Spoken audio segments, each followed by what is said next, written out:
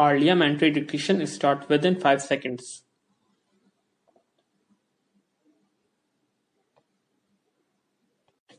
Start. सभापति महोदय, सबसे पहले मैं सरकार को बधाई देना चाहता हूं कि वह एक बहुत महत्वपूर्ण विधेयक आज लोकसभा में लेकर आई है। विराम। जैसे पहले वक्ताओं ने बोला, मैं समझता हूं कि यह विधेयक एक प्रकार की क्रांति पूरे देश और समाज में लाने की क्षमता रखता है। इस प्रकार का विधेयक सूचना का अधिकार दुनिया भर के लगभग 14 देशों में लागू है। पिछली सरकार ने 15 जुलाई 2000 को लोकसभा में सूचना की आजादी का बिल पेश किया था। बिल पारित भी हुआ। महामहिम राष्ट्रपति जी ने उसे अपनी स्वीकृति भी दी, लेकिन सरकार उसे सूचित नहीं कर सकी। लेकिन यह कांग्रेस सरकार जो बिल लेकर आई है, इसमें प्रावधान है कि 120 दिन के अंदर अंदर बिल लागू होगा और इस बिल का फायदा इस देश की आम जनता उठा सकेगी। इस बिल के माध्यम से एक बात बिल्कुल स्पष्ट है कि गठबंधन, इस सरकार, हमारी पार्टी और हमारे नेताओं की मंशा, नीति और नियत बिल्कुल साफ है कि किस प्रकार से इस देश के प्रशासन में, इस देश की राजनीति में पारदर्शिता का माहौल कायम किया जा सके। और मुझे यह कहते हुए फक्र है कि हमारी सरकार 1 साल पूरा होने से पहले ही इतना महत्वपूर्ण बिल लेकर इस सदन में आई है। हम चाहते हैं कि इस देश का आम गरीब आदमी, किसान वर्ग और दूरदराज के इलाकों में जो लोग रहते हैं, उनके पास यह शक्ति अवश्य होनी चाहिए कि वे अफसरों, प्रशासन के अधिकारियों से प्रश्न पूछ सके। उनमें इस बात की क्षमता हो कि वे अपने अधिकारों के माध्यम से जान सके कि उनके हित के लिए कितनी नीतियां बनाई गई हैं, क्या क्या योजनाएं बनाई गई हैं और वह पैसा किस प्रकार से खर्च हो रहा है तथा वे योजनाएं किस प्रकार से लागू हो रही हैं। हमारे आदरणीय प्रधानमंत्री जी ने, हमारी कांग्रेस अध्यक्षा ने कई बार इस बात को महत्व देते हुए कहा है तथा आज से नहीं, कई वर्षों से हम ऐसा बोलते आ रहे हैं। इस पार्टी और इस कांग्रेस सरकार की अगर प्रतिबद्धता है, अगर हमारी धारणा, हमारी सोच और हमारी मानसिकता है, तो इस देश के गरीब और किसान वर्ग के लिए है कि कैसे हम उन लोगों को सशक्त बना सकते हैं। हमारा समय इस बात में बीतता है और हम इस सरकार को कैसे पारदर्शक बना सकें और इस सरकार की जवाबदेही और जिम्मेदारी पूरे देश भर के अफसरों के साथ हम बांट सके। विराम। महोदय, मुझे यह कहते हुए बहुत फक्र है, इसमें प्रावधान है कि जो गरीबी रेखा से नीचे रहने वाले लोग हैं, जो परिवार हैं, उनको मुफ्त में यह जानकारी उपलब्ध कराई जाएगी। विराम। यह भी इस विधेयक का महत्वपूर्ण हिस्सा है। जिस प्रकार से अफसरों पर इस बात का प्रतिबंध लगाया गया है कि वे अगर अपने आप सूचना नहीं देंगे तो 250 रुपये प्रतिदिन उस अफसर को अपनी जेब से जुर्माना देना पड़ेगा और यह इस विधेयक का बहुत महत्वपूर्ण कदम है। विराम।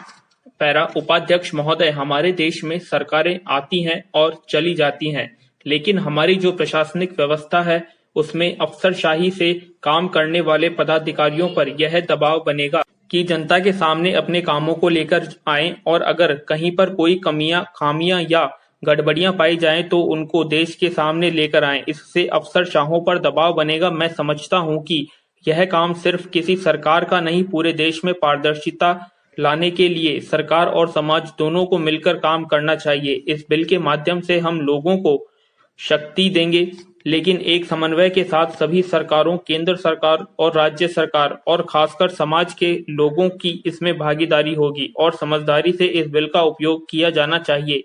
महोदय, मैं आपकी अनुमति से यहाँ एक उदाहरण देना चाहता हूँ। नन्हू नाम का एक व्यक्ति जो पूर्वी दिल्ली में रहता है, जनवरी 2004 में उसका राशन कार्ड खो गया था। वह गरीबी रेखा से नीचे जीवन यापन करने वाला व्यक्ति है।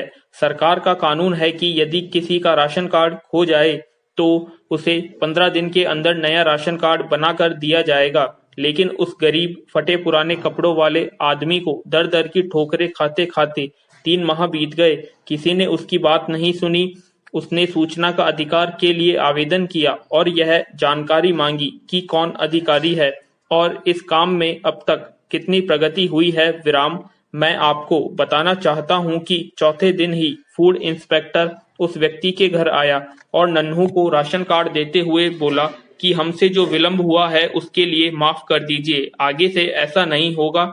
यह तब होता है जब अफसरों पर, नेताओं पर, मंत्रियों पर और पूरे प्रशासन पर दबाव बना रहता है। यह एक बहुत ही महत्वपूर्ण बिल है। विराम।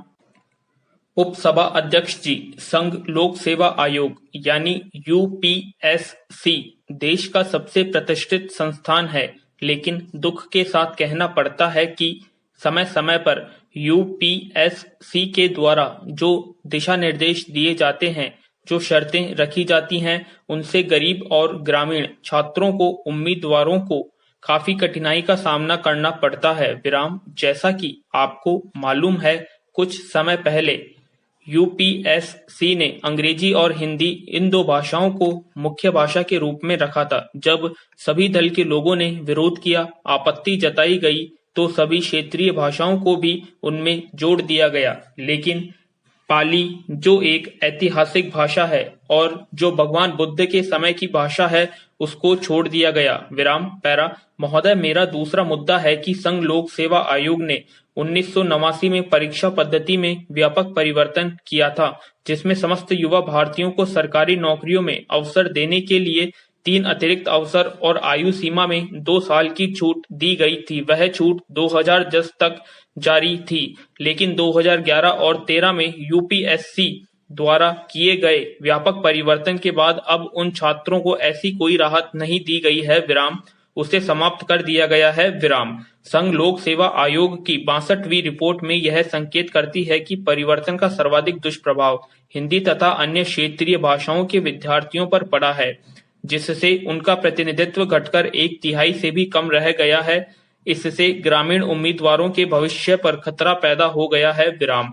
भारत की सर्वोच्च परीक्षा में संघ लोक सेवा आयोग द्वारा नई आवश्यकताओं के अनुरूप स्वयं को ढालने के लिए किए गए इतने व्यापक परिवर्तन के बाद भी ग्रामीण भारत के लाखों युवाओं को 1989 की तर्ज पर अतिरिक्त अवसर एवं आयु सीमा में छूट न देना चिंता का विषय है। हम इस विषय पर गंभीरता के साथ विचार करना होगा, तभी इन विद्यार्थियों को कुछ राहत मिलेगी और ये तनाव मुक्त होकर अपनी आगे की पढ़ाई जारी रख पाएंगे। विराम। अतः हम आपके माध्यम से सरकार से मांग करते हैं कि संघ लोक सेवा आयोग के सभी अभ्यर्थियों को 3 अतिरिक्त अवसर और आयु सीमा में 3 वर्ष की छूट दी जाए। विराम। इसके साथ साथ पाली भाषा, जो एक ऐतिहासिक भाषा है, को मुख्य परीक्षा में शामिल किया जाए। विराम। इन्हीं शब्दों के साथ मैं अपना वक्तव्य समाप्त करता हूं और इस बात को प्रधानमंत्री जी तक आपके माध्यम से पहुंचाना चाहता हूं। विराम। पैरा। महोदया, राष्ट्रपति जी ने कहा है कि देश में ग्रामीण क्षेत्रों में प्रतिभा ढूंढनी है। विराम।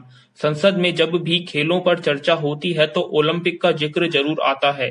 अगली बार के ओलंपिक खेल ब्राजील में होंगे। महोदया, आप तो तब मौजूद रही हैं और आपने सदन में खेलों पर चर्चा भी कराई है, जिससे पता चलता है कि हमारे देश में खेलों की क्या स्थिति है। सदस्यों द्वारा खेलों पर चर्चा के दौरान अक्सर यह जिक्र होता है कि चीन ने 88 पदक जीते, यहाँ तक कि जमैका और कीनिया जैसे छोटे छोटे देश भी 20 में से 30 स्वर्ण पदक तक जीतते हैं। यहाँ पर पूर्व ओलंपियन बैठे हैं। हमारा 120 करोड़ की आबादी वाला देश 1 स्वर्ण, 1 रजत और 1 कांस्य ही ले पाता है। इसलिए प्रधानमंत्री जी ने और सरकार ने इस पर विचार करते हुए कैबिनेट में यह विषय रखा है कि अगली बार ओलंपिक खेलों में देहातों से प्रतिभा लेंगे, क्योंकि शहरों में तो फिर भी खेलों के लिए सुविधाएं हैं, लेकिन गांवों में नहीं है। इसलिए देहात से निकलने वाले खिलाड़ियों के लिए राष्ट्रीय प्रतिभा खोज योजना बनाई गई, जिसके अंतर्गत खिलाड़ियों की प्रतिभा को निखारकर उन्हें दुनिया के पटल पर रखा जाएगा। विराम। यह अगले ओलंपिक खेलों की हमारी सरकार की तैयारी है। विराम। पैरा। मैं आपके माध्यम से इस सदन का ध्यान उत्तराखंड के संविदा पर कार्यरत दूरसंचार कर्मियों की ओर आकर्षित करना चाहता हूं। विराम। आपातग्रस्त उत्तराखंड में रखरखाव एवं मरम्मत के लिए विभिन्न ठेकेदारों के माध्यम से लाइन्समैन और कंप्यूटर कर्मी के पद पर संविदा आधार पर कर्मी रखे हुए हैं, जिनकी संख्या लगभग 1200 के करीब है। इन कर्मियों को ठेकेदारों द्वारा मात्र 3500 रुपए वेतन दिया जा रहा है, जो कि बहुत कम है। विषम भौगोलिक परिस्थितियों में कार्यरत इन संविदा कर्मियों के वेतन में पर्वतीय भत्ते सहित शीघ्र बढ़ोतरी आवश्यक है। विराम। जिससे यह परिवार का पालन पोषण कर सके। 7000 वैज्ञानिक आंगनवाड़ी के प्रोजेक्ट हैं, जिनमें लाखों महिलाएं काम कर रही हैं। उनका कोई न्यूनतम भत्ता नहीं है। विराम।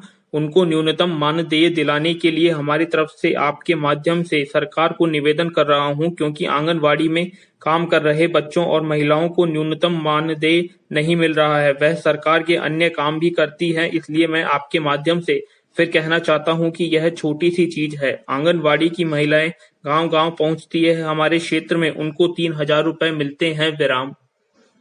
तो कैसी लगी आपको डिक्टेशन कमेंट बॉक्स में कमेंट करें, और अगर आप हमारे चैनल पर नए हैं तो सब्सक्राइब करें और लाइक और शेयर करना ना भूलें।